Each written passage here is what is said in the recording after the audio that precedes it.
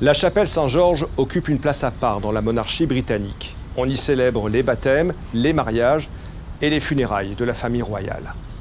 Le grand Henri VIII, le roi aux 6 épouses, est enterré ici, ainsi que de nombreux rois et reines d'Angleterre.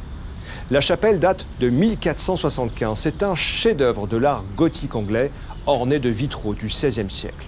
Elle se dresse dans l'enceinte même du château de Windsor, grande résidence royale située à 40 km à l'ouest de Londres, précisément dans sa partie basse, la partie médiévale.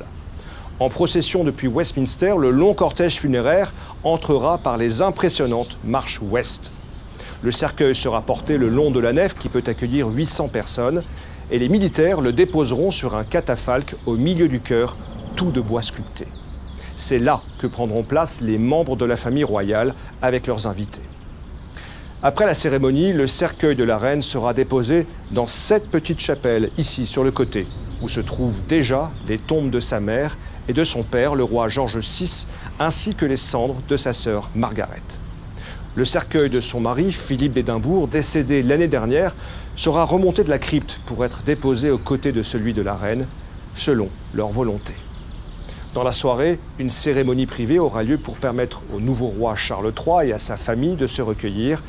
Ainsi s'achèvera le règne d'Élisabeth II, le plus long de l'histoire britannique.